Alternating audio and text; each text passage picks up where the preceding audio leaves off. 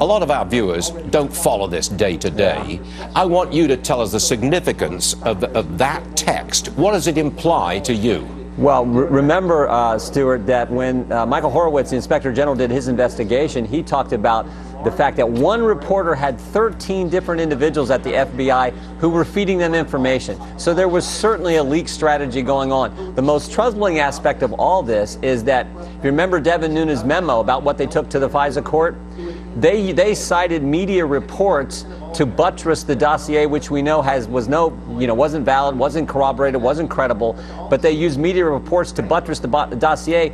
They were leaking the information to the media that they then used to buttress the very document that was used to get the warrant to spy on the Trump campaign. So that's the big concern with how this whole thing operated.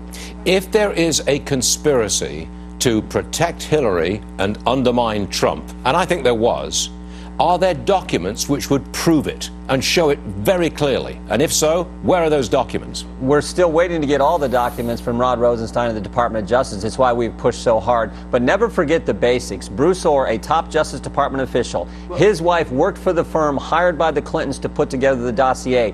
Bruce Ohr, according to Peter Strzok's testimony when I asked him this question in the hearing several weeks ago, Bruce Ohr was giving the information to the FBI, the dossier itself. So his wife's working for the firm hired by the Clintons to put together the document that was then given to the FBI and used to go to the FISA court to spy on the other campaign. It is never supposed to work that way in this country, and yet it did. And to buttress all that effort, they were leaking information to the press to write stories favorable to what they were trying to accomplish. Again, that is never supposed to happen either, but it sure looks like it did.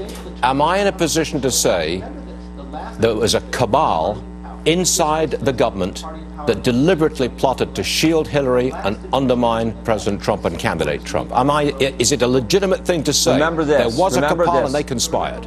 James Comey, director of the FBI, fired. Andy McCabe, deputy director, lied 3 times under oath, faces a criminal referral. A grand jury's been impaneled, fired.